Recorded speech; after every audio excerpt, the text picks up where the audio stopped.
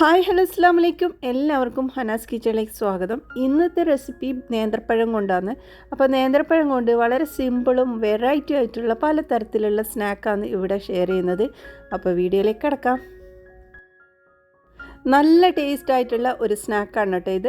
അപ്പോൾ ഇതിനായിട്ട് നമുക്ക് തേങ്ങയാണ് ആവശ്യം. 3 ടേബിൾ സ്പൂൺ തേങ്ങ എടുത്തിട്ടുണ്ട്. അതൊരു പാനിലേക്ക് ഇട്ട് കൊടുത്തിട്ട് നമുക്കിതൊന്ന് ചൂടാക്കി എടുക്കാം. ഇത് നല്ലോണം ഡ്രൈ ആക്കി എടുക്കുക വേണ്ടത്. അതിലുള്ള വാട്ടർ കണ്ടൻ്റ് എല്ലാം പോയി നല്ല ഡ്രൈ ആയിട്ട് കിട്ടണം.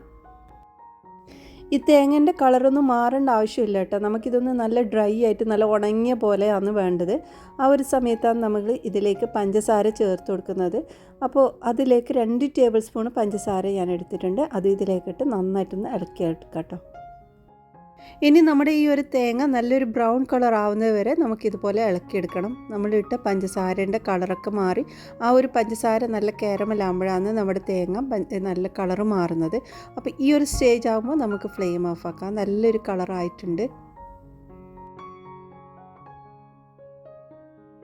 അപ്പോൾ ഇത് നമ്മുടെ തേങ്ങയൊക്കെ നല്ലൊരു ബ്രൗൺ കളർ ആയിട്ടുണ്ട് കേട്ടോ. അപ്പോൾ ഈ ഒരു സമയത്ത് നമുക്ക് ഫ്ലെയിം ഓഫ് ആക്കാം. ഇനി നമുക്ക് ആവശ്യം മുട്ടയാണ്. 2 മുട്ട എടുത്തിട്ടുണ്ട്. അത് ഇതാ ഈ ഒരു മിക്സിയുടെ ജാറിലേക്ക് ഇട്ട് കൊടുക്കാം.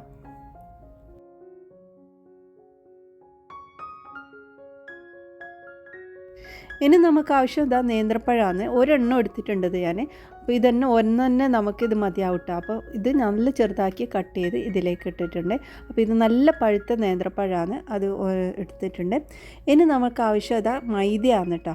അപ്പോൾ 1/4 കപ്പ് മൈദ എടുത്തിട്ടുണ്ട്. അതും ഇതിലേക്ക് ചേർത്ത് കൊടുക്കാം. മൈദക്ക് പകരമായിട്ട് നമുക്ക് ആട്ടപ്പൊടി വേണമെങ്കിൽ അത് ഉപയോഗിക്കാം. ഇത് ഞാൻ കുറഞ്ഞ അളവിലാണ് ഉണ്ടാക്കുന്നത്. അതുകൊണ്ടാണ് 2 മുട്ട എടുത്തിട്ടുണ്ട്. നിങ്ങൾക്ക് കൂടുതലാക്കണമെങ്കിൽ മുട്ടയുടെ അളവ് കൂടുതലെടുക്കാം. പിന്നെ അതുപോലെ പഴവും കൂടുതലെടുക്കാം കേട്ടോ. ഇനി നമ്മൾക്ക് ഇതാ ഏലക്കപ്പൊടിയാണ് ആവശ്യം. അതൊരു 1/4 ടീസ്പൂൺ എടുക്കുന്നുണ്ട്. അത് ഇതിലേക്ക് ചേർത്ത് കൊടുക്കാം.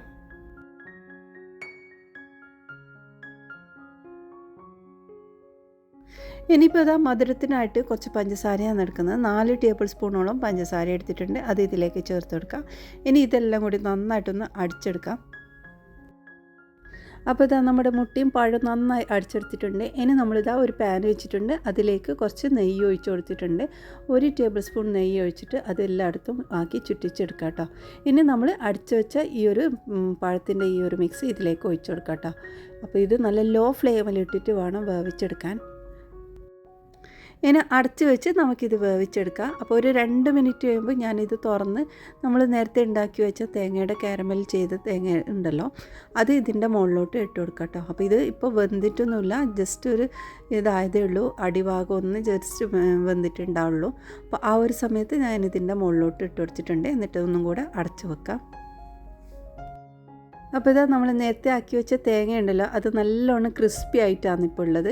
നല്ലോണം കാരമലെല്ലാം ആയിട്ട് നല്ല ടേസ്റ്റാണ് ഇതിങ്ങനെ കഴിക്കാൻ. നമ്മളിത് പുഡിങ്ങിലും സ്നാക്കിലൊക്കെ ഉപയോഗിക്കാൻ പറ്റും.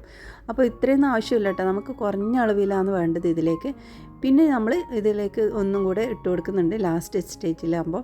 അപ്പോൾ ഇപ്പോഴും ഫുള്ളായിട്ട് വന്നിട്ടില്ല, ചെറുതായിട്ടൊന്ന് വേവാനുണ്ട്.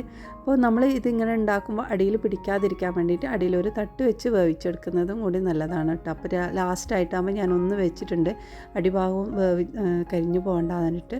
അപ്പോൾ അതായത് റെഡി ആയിട്ടുണ്ട്. ഏകദേശം ഒരു 20 മിനിറ്റോളം എനിക്കിത് വേവിക്കാൻ എടുത്തിട്ടുണ്ട്. അപ്പോൾ ഇത് റെഡി ആയിട്ടുണ്ട്. അപ്പോൾ ഇതാ നമ്മുടെ സ്നാക്ക് ഇവിടെ റെഡി ആയിട്ടുണ്ട്. നല്ല ടേസ്റ്റുള്ള ഒരു സ്നാക്കാണ്. പഴവും ഈ ഒരു തേങ്ങയൊക്കെ കൂടുമ്പോൾ അടിപൊളി ടേസ്റ്റാണ്. നമ്മൾ ഇത് വേവുന്നതിന് മുമ്പായിട്ട് ഇട്ടതുകൊണ്ട് തന്നെ അതിൻ്റെ ഉൾഭാഗത്തെല്ലാം കുറച്ച് വന്നിട്ടുണ്ട്. അപ്പോൾ ആ ഒരു തേങ്ങയുടെ മിക്സ് ഇങ്ങനെ കടിക്കുമ്പോഴാണ് നല്ല ടേസ്റ്റ് വരുന്നത്. ഇനി ഇതാ നമുക്ക് അടുത്തൊരു റെസിപ്പി നോക്കാം. പഴം കൊണ്ട് തന്നെയാണ് കേട്ടോ ഇത് ചെയ്തിട്ടുള്ളതും. ചൂടായ പാനിലോട്ട് നമുക്ക് 1 ടേബിൾ സ്പൂൺ നെയ്യ് ഒഴിച്ച് നമ്മുടെ അണ്ടിപ്പരിപ്പും മുന്തിരിയും ഒന്ന് നന്നായി വറുത്തെടുക്കാം. അണ്ടിപ്പരിപ്പും മുന്തിരിയൊക്കെ നമ്മുടെ ഇഷ്ടത്തിനനുസരിച്ച് കൂടുതൽ കുറവ് എടുക്കാം. നമുക്ക് ഈ ഒരു സ്നാക്കിൻ്റെ ഇടയിലേക്ക് ഇടാനും പിന്നെ മുകളിൽ ഡെക്കറേഷൻ പോലെ ഇടാനുമാണ് ഇത്. അപ്പോൾ ഇത് നമ്മൾ ഇങ്ങനെ കഴിക്കുന്ന സമയത്ത് ഇടയിൽ ഇങ്ങനെ കടിക്കുമ്പോൾ നല്ലൊരു ടേസ്റ്റ് ആയിരിക്കും. അപ്പോൾ അത് നന്നായി വറുത്തിട്ട് മാറ്റി വെക്കാം. ഇനി 1/4 കപ്പ് അവിലാണ് എടുത്തിട്ടുള്ളത്. അത് ഇതുപോലെ നെയ്യിൽ നന്നായി ഒന്ന് വറുത്തെടുക്കാം.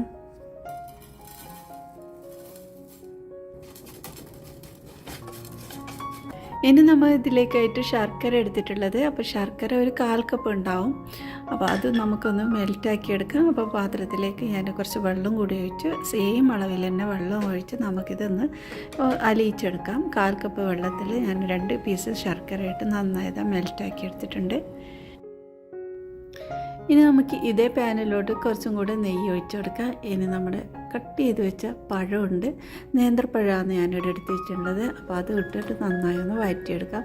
അപ്പോൾ ഇത് എളുപ്പത്തിൽ ഉണ്ടാക്കാൻ പറ്റുന്ന ഒരു സ്നാക്കാണ്. നമുക്കിത് സ്നാക്കായിട്ടും ബ്രേക്ക്ഫാസ്റ്റിനൊക്കെ കഴിക്കാം. കുട്ടികൾക്കൊക്കെ ഇത് ഉണ്ടാക്കി കൊടുത്താൽ നല്ല ഹെൽത്തി ആയിട്ടുള്ള ഒരു സാധനം തന്നെയാണ് അതിൽ ഉപയോഗിക്കുന്നതൊക്കെ. ഈ നമ്മൾ കുറച്ച് ഈത്തപ്പഴം കൂടി എടുത്ത് വെച്ചിട്ടുണ്ട്. ഈത്തപ്പഴം ചെറുതായി കട്ട് ചെയ്ത് റെഡിയാക്കിയിട്ടുണ്ട്. അപ്പോൾ നമ്മൾ ഇട്ട പഴം പകുതിയോളം നല്ല വാടി വന്ന ശേഷം നമ്മൾ ഈ ഒരു ഈത്തപ്പഴം ചേർത്ത് കൊടുക്കേണ്ടത്. നമ്മൾ ഇട്ട ഉടനെ ഈത്തപ്പഴം ചേർക്കേണ്ട, പഴം ഒന്ന് പകുതി വരെ വാടി കിട്ടണം. ആ സമയത്താണ് നമ്മുടെ ഈത്തപ്പഴം ചേർക്കേണ്ടത്. ഈത്തപ്പഴം കൂടി ഇട്ട് നന്നായി ഒന്ന് വഴറ്റിയെടുക്കുക. നെയ്യിൽ നല്ല രീതിയിൽ വഴന്ന് കിട്ടണം. നല്ല പഴുത്ത പഴമാണ് ഇതിന് നല്ലത്. അങ്ങനെ ആകുമ്പോൾ നമുക്ക് കൂടുതൽ സമയം ഇതുപോലെ വഴറ്റേണ്ട ആവശ്യമില്ല, പെട്ടെന്ന് തന്നെ ഉടഞ്ഞു കിട്ടും. അപ്പോൾ ഇത് നല്ല വഴന്ന് വന്നതിന് ശേഷം നമുക്കിതിലേക്ക് ശർക്കരയാണ് ചേർത്തിട്ടുണ്ട്. നമ്മൾ ഒരുക്കി വെച്ച ശർക്കര അരിച്ചിട്ട് ഒഴിക്കണം. ഇനി ഇത് നന്നായി ഒന്ന് ഇളക്കിയെടുക്കാം. അപ്പോൾ ശർക്കര പഴത്തിലും ഈത്തപ്പഴത്തിലൊക്കെ പിടിക്കുമ്പോൾ നല്ലൊരു ടേസ്റ്റ് തന്നെയാണ് കേട്ടോ. അപ്പോൾ ഇതുപോലെ ഒന്ന് ഉണ്ടാക്കി നോക്കെ. അപ്പോൾ ഇതിലേക്ക് ഞാൻ കുറച്ച് സാബൂനരിയും കൂടി ചേർത്തിട്ടുണ്ട്. ഇത് ആവശ്യമില്ല, നിങ്ങൾക്ക് കയ്യിലുണ്ടെങ്കിൽ മാത്രം ഒന്ന് ചേർത്താൽ മതി. അതില്ലെങ്കിലും നമുക്ക് ഈ ഒരു സ്നാക്ക് ഉണ്ടാക്കാൻ പറ്റും കേട്ടോ. അപ്പോൾ ഞാൻ ഇവിടെ 2 ടേബിൾ സ്പൂൺ സാബൂനരി വേവിച്ചത് ചേർത്തത്. ഇനി ഇതിലേക്ക് 1/2 ടീസ്പൂൺ കാർഡമൻ പൗഡർ, നമ്മൾ ഏലക്കപ്പൊടി ചേർത്തിട്ടുണ്ട്. ഇനി ഇതിലേക്ക് 2 പിഞ്ചോളം ഉപ്പാണ് ഞാൻ ചേർത്തിട്ടുള്ളത്. അപ്പോൾ ഇത് കൂടുതൽ ചേർക്കേണ്ടത് നമ്മുടെ മധുരം ഒന്ന് ബാലൻസ് ചെയ്യാൻ വേണ്ടിയിട്ട് മാത്രമായിട്ട് കുറച്ച് ഉപ്പ് ചേർത്തത്. അതുകൊണ്ട് നന്നായി ഒന്ന് ഇളക്കിയെടുക്കാം. ഇനി നമ്മൾ വറുത്ത് വെച്ച അവിലും കൂടി ചേർത്ത് കൊടുക്കാം. പിന്നെ നമ്മൾ അണ്ടിപ്പരിപ്പും മുന്തിരിയും കൂടി ഒന്ന് ചേർത്ത് എല്ലാം കൂടി നന്നായി ഒന്ന് മിക്സ് ആക്കിയെടുക്കാം. അപ്പോൾ അണ്ടിപ്പരിപ്പ് മുന്തിരി ഞാനെല്ലാം ചേർത്തില്ല, കുറച്ചൊന്ന് പകുതിയാണ് ഇട്ടിട്ടുള്ളത്. ബാക്കി നമുക്ക് ഡെക്കറേഷനായിട്ട് മുകളിൽ വിതറി കൊടുക്കാം. അപ്പോൾ ഇതിൻ്റെ ഇടയിൽ ഇത് ഇങ്ങനെ കടിക്കുമ്പോൾ നല്ലൊരു ടേസ്റ്റ് തന്നെയാണ് കേട്ടോ. അപ്പോൾ അത് മുഴുവനും ഇടണ്ട, കുറച്ചിട്ടാൽ മതി. ഇനി ഇതിലേക്ക് ഞാൻ കുറച്ച് ഫ്രഷ് ക്രീമാണ് ചേർക്കുന്നത്. ഈ ഒരു ഫ്രഷ് ക്രീം ഇല്ലെങ്കിൽ തേങ്ങാപ്പാൽ ചേർത്താലും മതി. അപ്പോൾ 2 ടേബിൾ സ്പൂൺ തേങ്ങാപ്പാൽ ചേർത്താലും ഫ്രഷ് ക്രീം ചേർത്തിട്ട് ഇതുപോലെ നന്നായി ഒന്ന് മിക്സാക്കി എടുക്കാം. നമ്മൾ ഇതൊക്കെ ഇനി നന്നായി വെന്ത് കിട്ടിയതാണ്. അപ്പോൾ അവിലൊക്കെ കൂടുതൽ വേവേണ്ട ആവശ്യമില്ല, ആ ഒരു ക്രിസ്പിനെസ് ഉണ്ടാവും. നമ്മളിത് കഴിക്കുന്ന സമയത്ത് അവിൽ കഴിക്കുന്ന നല്ലൊരു ക്രിസ്പി ആയിട്ടുണ്ടാവും. നല്ല വറുത്ത് ഇട്ടാണ് നമ്മൾ ഇതിലേക്ക് ഇട്ടത്. അതുകൊണ്ട് നല്ല ചൂടോട് കഴിക്കുമ്പോൾ നല്ല ടേസ്റ്റാണ്. അപ്പോൾ അതുപോലെ റെഡിയാക്കി എടുത്തിട്ടുണ്ട്. എല്ലാം മിക്സാക്കിയ ശേഷം നമുക്ക് ഫ്ലെയിം ഓഫാക്കാം. അപ്പോൾ അവിലിട്ട ശേഷം കൂടുതൽ സമയം ചൂടാക്കേണ്ട ആവശ്യമില്ല. ഇനി നമുക്ക് ചൂടോടുകൂടി തന്നെ വിളമ്പിക്കൊടുക്കാം. അപ്പോൾ നല്ല ചൂട് ചായയുടെ കൂടെ നല്ലൊരു ടേസ്റ്റുള്ള ഒരു സ്നാക്കാണ്. കുട്ടികൾക്കൊക്കെ ഇഷ്ടപ്പെടുന്ന രീതി തന്നെയാണിത്. അപ്പോൾ ഇതിൻ്റെ മുകളിലോട്ട് കുറച്ച് വെളുത്ത എള്ള് ഞാനൊന്ന് വിതറി കൊടുത്ത് കാണാനും ഒരു ഭംഗിക്ക് വേണ്ടിയിട്ട്. പിന്നെ നമ്മൾ എടുത്ത് വെച്ച അണ്ടിപ്പരിപ്പും മുന്തിരിയും കൂടി ഇതിൻ്റെ മുകളിലോട്ട് ഇട്ട് കൊടുക്കാം. അപ്പോൾ ഇത് നേന്ത്രപ്പഴവും അവിലും ഉണ്ടെങ്കിൽ വളരെ സിമ്പിളായിട്ട് ഉണ്ടാക്കാൻ പറ്റിയ ഒരു രീതിയിലാണ് ഉണ്ടാക്കിയിട്ടുള്ളത്. അപ്പോൾ ഇനി അടുത്തൊരു റെസിപ്പി ഉണ്ടാക്കാൻ നോക്കാം. അപ്പോൾ അടുത്തതിനേക്ക് ഞാനിതാ കുറച്ച് മൈദയാണ് എടുത്തിട്ടുള്ളത്. 1 കപ്പ് മൈദ എടുത്തിട്ടുണ്ട്. അതൊരു വലിയ ബൗളിലോട്ട് മാറ്റി കൊടുക്കാം. അപ്പോൾ ഇതൊരു പഴംപൊരിയാണ് കേട്ടോ, മലയാളികളുടെ ഫേവറേറ്റായ പഴംപൊരി. അപ്പോൾ ഇത് ഞാൻ ഉണ്ടാക്കുന്ന രീതിയാണ് ഇവിടെ കാണിക്കുന്നത്. ഇതിലേക്ക് 1.5 ടേബിൾ സ്പൂൺ അരിപ്പൊടിയാണ് ചേർക്കുന്നത്. അരിപ്പൊടിക്ക് പകരമായിട്ട് നമുക്ക് കടലപ്പൊടി ചേർത്താലും മതി കേട്ടോ. അപ്പോൾ ഇതിലേക്ക് ചേർത്ത് കൊടുക്കാം. ഇനി നമുക്കിതിലേക്ക് കുറച്ച് പഞ്ചസാര ചേർത്ത് കൊടുക്കാം. അപ്പോൾ 3 ടേബിൾ സ്പൂൺ പഞ്ചസാരയാണ് ഞാനിവിടെ എടുത്തത്. അത് ഇതിലേക്ക് ചേർത്തിട്ടുണ്ട്. അപ്പോൾ ഞാനെടുത്ത പഴം അധികം പഴുക്കാത്തതാണ്. അപ്പോൾ നമ്മുടെ പഴത്തിൻ്റെ മധുരം നോക്കിയിട്ട് നമ്മൾ പഞ്ചസാര ചേർത്ത് കൊടുക്കണം കേട്ടോ. ഇനി ഞാനിതിലേക്ക് ആ മധുരം ഒന്ന് ബാലൻസ് ചെയ്യാൻ 1 പിഞ്ചോളം ഉപ്പ് ചേർത്തിട്ടുണ്ട്. പിന്നെ ഇതാ 1/4 ടീസ്പൂൺ ഏലക്കപ്പൊടിയും കൂടി ചേർത്തിട്ടുണ്ട്.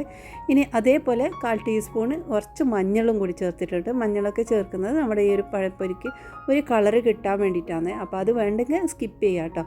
അപ്പോൾ അതും കൂടി ഇട്ട് നന്നായിട്ടൊന്ന് മിക്സ് ആക്കിയെടുക്കാം. ഇനി നമ്മൾക്ക് ഇതിലേക്ക് ആവശ്യത്തിനുള്ള വെള്ളമാണ് ഒഴിച്ചു കൊടുക്കേണ്ടത്. അപ്പോൾ ഇത് നല്ലോണം ലൂസാവാതെ പാകത്തിന് വെള്ളം ഒഴിച്ചിട്ട് മിക്സ് ആക്കി എടുക്കണം. അപ്പോൾ നമ്മൾ കമ്പനിയെല്ലാം നോക്കിയിട്ട് വാങ്ങുന്ന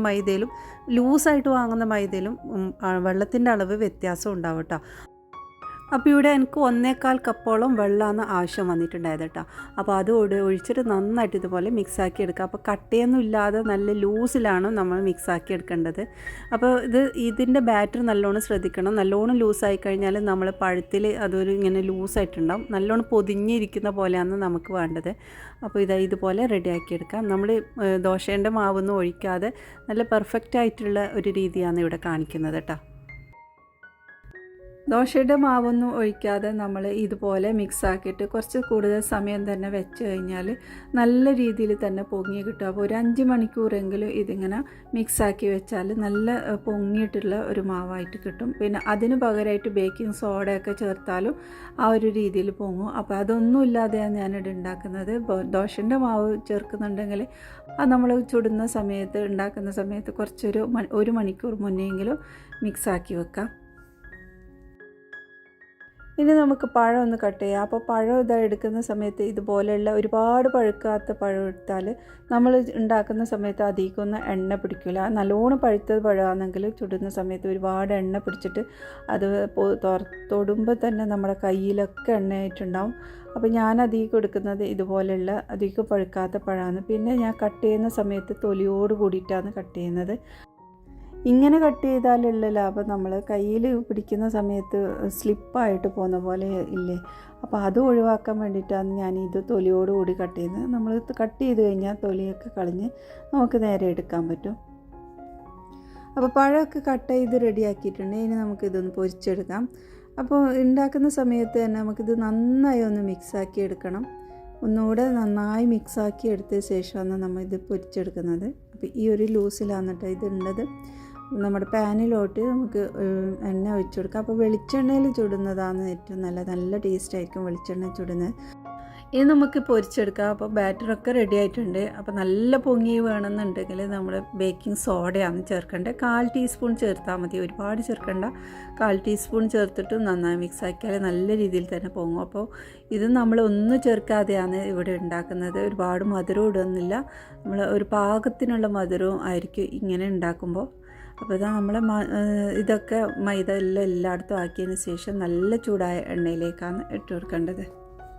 എണ്ണ നല്ല ചൂടായിട്ടുണ്ട്. ആ ഒരു സമയത്താണ് നമ്മൾ ഇത് മുക്കിയിട്ട് ഇതിലേക്ക് ഇടുന്നത്. അപ്പോൾ എല്ലാം ഇട്ടതിന് ശേഷം നമുക്കിതിൻ്റെ ഫ്ലെയിം ഒന്ന് മീഡിയമിലേക്ക് ആക്കി കൊടുക്കാം.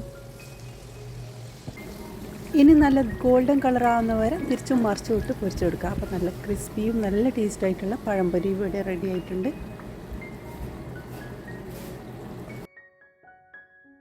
അടുത്തത് നല്ല പഴുത്ത നേന്ത്രപ്പഴം കൊണ്ടുണ്ടാക്കുന്ന സ്നാക്കാണ് കാണിക്കുന്നത്. അപ്പോൾ ഇത് ഒരെണ്ണം എടുത്തിട്ടുണ്ട്. ഒരെണ്ണം തന്നെ മതിയാവും നമുക്ക്.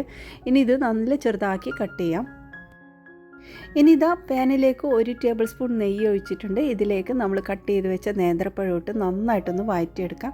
അപ്പോൾ ഇത് നല്ല പഴുത്ത നേന്ത്രപ്പഴം ആയതുകൊണ്ട് കുറച്ച് പഞ്ചസാര ഇട്ടാൽ മതി. ഇതിലേക്ക് 1/4 ടീസ്പൂൺ ഏലക്ക ഇട്ടിട്ടുണ്ട്. പിന്നെ ഇതാ 3 ടേബിൾ സ്പൂൺ പഞ്ചസാരയും ഇട്ടിട്ട് നന്നായിട്ടൊന്ന് ഇളക്കിയെടുക്കാം. അപ്പോൾ ഇതാ പഞ്ചസാരയെല്ലാം അലിഞ്ഞ് പഴത്തിലേക്ക് പിടിച്ചിട്ടുണ്ട്. ഈ ഒരു സമയത്ത് നമുക്കിതിലേക്ക് കുറച്ച് പാലാണ് ഒഴിക്കുന്നത്. 1 കപ്പ് പാൽ ഒഴിച്ചിട്ടുണ്ട്. ഇനി ഇത് നന്നായിട്ടൊന്ന് തിളപ്പിച്ചെടുക്കാം.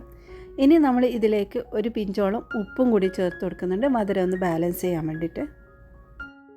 ഇനി നമ്മളിത് എടുത്തിട്ടുള്ളത് സാബുനരിയാണ്. 3 ടേബിൾ സ്പൂൺ സാബുനരി ഉണ്ട് ഇത്.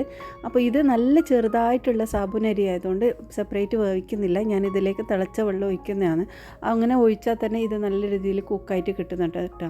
അപ്പോൾ നിങ്ങൾ വലിയ സാബുനരി ആണെങ്കിൽ സെപ്പറേറ്റ് തന്നെ ആയിട്ട് വേവിച്ചതിന് ശേഷം ഇതിലേക്ക് ചേർത്ത് കൊടുക്കാം. അപ്പോൾ ഇത് ഇട്ടിട്ട് നന്നായിട്ടൊന്ന് ഇളക്കിയെടുക്കുക. ഇത് ചെറിയ തരി ആയതുകൊണ്ട് ഒന്ന് ചൂടുവെള്ളം ഒന്ന് ഒഴിച്ചു കൊടുത്താൽ തന്നെ മതി. അപ്പോൾ ഇതുപോലെ നന്നായിട്ടൊന്ന് ഇളക്കിയെടുക്കുക. അപ്പോൾ ഇപ്പോൾ നമ്മുടെ പാലെല്ലാം ഒന്ന് കുറുകി വന്നിട്ടുണ്ട്. സാബുനരി ഇട്ടതിന് ശേഷം അടച്ച് വെച്ച് തന്നെ വേവിച്ചെടുക്കണം. അപ്പോൾ ഇതാ സാബുനരി എല്ലാം വെന്ത് റെഡി ആയിട്ടുണ്ട്. ഈ ഒരു സമയത്ത് ഞാനിതിലേക്ക് കുറച്ച് ഫ്രഷ് ക്രീമാണ് കേട്ടോ ചേർക്കുന്നത്. അപ്പോൾ ഇതിൽ ഒരു 1/4 കപ്പോളം ഫ്രഷ് ക്രീമും കൂടി ഇട്ട് നന്നായിട്ടൊന്ന് ഇളക്കിയെടുക്കാം. ഫ്രഷ് ക്രീം ഇല്ലെങ്കിൽ നിങ്ങൾക്ക് തേങ്ങാപ്പാൽ ഒഴിച്ചാലും മതി കേട്ടോ. അപ്പോൾ നല്ല കട്ടിയായിട്ടുള്ള തേങ്ങാപ്പാലാണ് ഇതിലേക്ക് ഒഴിക്കുമ്പോൾ. അപ്പോൾ അതുകൂടി ഒഴിച്ചിട്ട് നന്നായി ഇളക്കി ഒന്ന് തിളപ്പിച്ചെടുത്താൽ മതി. ഇനി കൂടുതൽ തിളപ്പിക്കേണ്ട ആവശ്യമില്ല. ജസ്റ്റ് ഒരു തിള വരുമ്പോൾ തന്നെ നമുക്ക് ഫ്ലെയിം ഓഫ് ആക്കാം. നല്ല ടേസ്റ്റാണ് കേട്ടോ. നല്ല ക്രീമി രൂപത്തിലാണ് ഇപ്പോൾ ഉള്ളത്. വായിലിടുമ്പോൾ തന്നെ നല്ലൊരു ടേസ്റ്റായിട്ടാണ് നമുക്ക് കിട്ടുന്നത്. അപ്പോൾ ഇത് റെഡി ആയിട്ടുണ്ട്. നമുക്ക് സെർവ് ചെയ്യാം. അപ്പോൾ ഇത് ഇനി നല്ല പഴുത്ത പഴം ഇനി ആരും കളയണ്ട, ഈ ഒരു രീതിയിൽ ഉണ്ടാക്കി നോക്കുക കേട്ടോ. ടേസ്റ്റ് തന്നെ അപാര ടേസ്റ്റാണ്. നല്ലൊരു ക്രീമി രൂപത്തിലുള്ള ഒരു ഡെസേർട്ട് തന്നെ പറയാം. അപ്പോൾ നേന്ത്രപ്പഴം കൊണ്ട് ഉണ്ടാക്കിയത് കൊണ്ട് തന്നെ ഒരു വേറെ ലെവലാണ്. അപ്പോൾ ഇത് വിളമ്പുന്ന സമയത്ത് അതിൻ്റെ മുകളിൽ കുറച്ച് നട്ട്സും കൂടി ഇട്ടിട്ടുണ്ട് കേട്ടോ. അപ്പോൾ കഴിക്കുമ്പോൾ ഒരു നല്ല ക്രിസ്പി ആയിട്ടും നല്ല ടേസ്റ്റി ആയിട്ടും കഴിക്കാൻ പറ്റും. നമുക്ക് പാർട്ടിക്കൊക്കെ ഉണ്ടാക്കാനും പറ്റും. അപ്പോൾ ഇന്ന് ഷെയർ ചെയ്ത എല്ലാ റെസിപ്പിയും നിങ്ങൾക്ക് ഇഷ്ടമായിട്ടുണ്ടാകുമെന്ന് വിശ്വസിക്കുന്നു. ഇതുപോലുള്ള റെസിപ്പിക്ക് വേണ്ടി ചാനൽ സബ്സ്ക്രൈബ് ചെയ്ത് ഇനി അടുത്ത നല്ല റെസിപ്പിയുമായി വീണ്ടും വരാം. ബായ്.